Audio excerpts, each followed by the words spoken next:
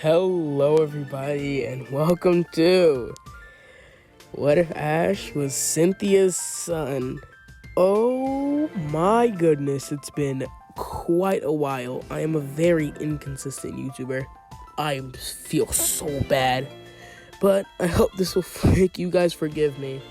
So without further ado, let's get into it, but a quick disclaimer, this is a mix of parts of the games and anime, so if some things aren't accurate, you now know why.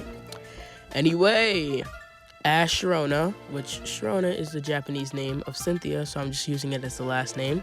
The child of Cynthia Sharona would be born in this region of Sinnoh, and for 5 years the Sinnoh champion would have to disappear to take care of Ash. Ash would have a good life growing up.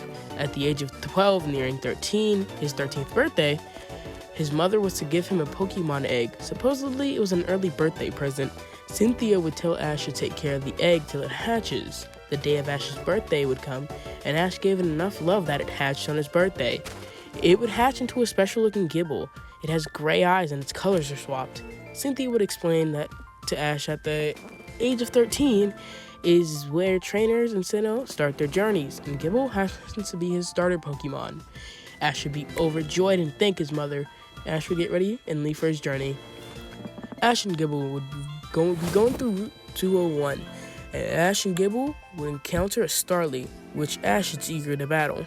Ash would send out Gible and check its moves. Its moves are Sand Tomb, Tackle, and the egg move Outrage. Ash would order a tackle from Gible. Gible would follow the commands and would rush at Starly, but Starly would dodge and use Quick Attack hitting Gible. Ash would order their Sand Tomb and make the dumb mistake of using a ground type move on a flying type. Starly would use another Quick Attack, catching Gible off guard. Ash would order Outrage. Gible would use it not knowing the power it has and would hit Starly multiple times, allowing Ash to throw a Pokeball and catch it, indicating that Starly was caught. Ash would celebrate his first catch, but something was wrong with Gible. Its gray eyes were now red and it wouldn't stop rampaging. Ash would rush to it and hug it as it kept hitting him, but would calm down. When it came back to its senses, it would feel bad for Ash and would apologize to Ash for its actions. Ash would tell Gible to not worry and that it's okay. Gible would be happy and would celebrate about catching a Starly. From a distance, a boy with silver hair would walk up to him, startling Ash. The boy would say, "So you're the champion's son. You're pathetic, celebrating that much over a measly Starly capture. You also couldn't keep your Gible in control. You're putting shame to the champion's name." Ash would get angered by this and would reply, saying, "Sure, it's a Starly, but it's my first capture, and I have the right to be happy, and nobody can take that away. And I just got Gible, and you used a very strong attack, so that's why I was rampaging." Paul would scoff and start to walk away, but Ash would offer a battle. Silver-haired boy would be confused, but then would accept, saying that he wants to see what the champion's son is made of. As he readies a Pokeball, Ash would also ready a Pokeball. Both trainers would throw out their Pokemon at the same time. Both would shout, "Go Starly!" Both bird Pokemon, would come onto the field, readying themselves for battle. Ash would take the first move. "Starly, use Growl!" Ash would yell. Starly would lower the opposing Starly's attack stat. Silver-haired boy would order a wing attack from his Starly. With immense speed, the boy Starly would slam its wing into Ash's, doing major damage. Ash would order a quick attack from his Starly. The silver-haired boy would do the same. The birds would clash before sliding away from each other. Ash would order another growl, which would connect, lowering the opposing Starly's attack stat. The silver-haired boy would order a quick attack, and with one fell swoop, Ash's Starly would go down. Ash would return its Starly to his Pokeball before sending out his last member, Gible. Gible would pop out of his Pokeball, getting to his fighting stance. The silver-haired boy would keep Starly in battle. Ash would order a tackle. Paul Starly would be hit. The silver-haired boy would then call for a wing attack from his Starly. Starly would execute the move, but Gible dodges. Ash calls for another tackle, and once again it hits Starly. The silver-haired boy thinks that this kid has a totally different attitude from when he's battling and when he isn't. Paul would return Starly as it got knocked out by that final attack. He would send out his last Pokemon, Chimchar. The boy would order his Chimchar to use Leer to lower Gible's defense, which would work, but it wasn't really noticeable. Ash's Gible would use Sand Tomb, trapping Chimchar in a sandstorm. Paul would ask Chimchar if it's okay, and Chimchar would reply that it is. Paul would order an ember shooting through the tomb and hitting Gibble. It wouldn't do much, and Gibble would just laugh it off. The sand tomb would wear off, and Paul would walk up to Chimchar and command a scratch. Chimchar would go for scratch and do decent damage, but Gibble used his tackle, knocking Chimchar out. Paul would card Chimchar, being angry at first, calling it pathetic, but would thank Ash for the battle and then walk away. Before Ash could say anything, Paul just walks off, scoffing. Ash would then make his way to Sand Gem Town. He would heal up Starly and Gibble, even though Gibble didn't really take damage. Ash would then read a sign that says Professor Rowan's lab. Ash would walk into the lab with no real reason to do so. There he would meet an old man and a young girl with blue hair. Looks like she's just starting off on her journey. Rowan would look at Ash as he approaches and would say, "Ah, it's the champion's son. I was wondering when you would be here. Your mother said you would be here soon." Ash would say, "My mother said I would be here?" Ash would think back to when he was leaving for his journey. He heard his mother say something, but he didn't remember. Ash would finally remember. His mom told him to make his way to Rowan's lab to pick up something for her. She has to drop off to Ash's dad. Rowan would hand Ash the package, and then Ash would head back to Twin Leaf Town. Ash would give the package to his mother and would hope to continue his journey in the morning, going to sleep for the night. Ash would wake up bright and early, but his mother isn't there. She left the note and says, "Champion's duties. I'll be back as soon as I can." Ash would turn on the TV and he sees his mother battling a Pokemon trainer. It's Cynthia's Gastrodon fighting the trainer's Glaceon. Gastrodon knocks out Glaceon with an Earthquake. The boy then sends out Porygon Z and tells it to use Psybeam. Cynthia calls for a Hydro Pump and the attacks clash, making an explosion. Cynthia uses another Hydro Pump and it hits Porygon Z. The boy would call for a Tri-Attack from Porygon Z.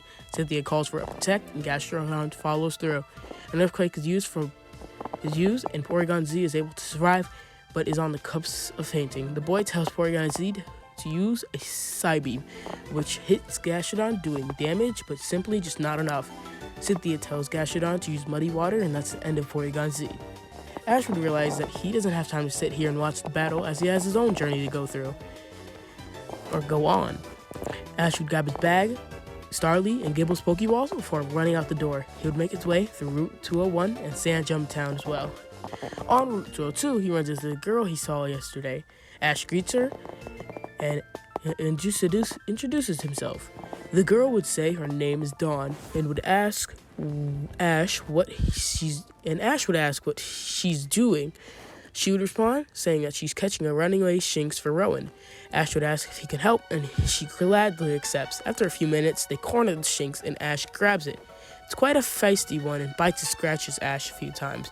Ash tries back to calm her down, and Ash and Dawn will make their way back to the lab and turn Shinx to Rowan.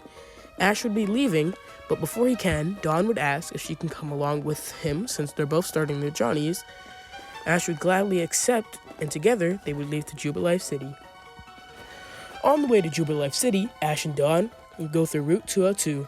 They meet a Baneri that Dawn tries to catch, but she's very bad at catching Pokemon.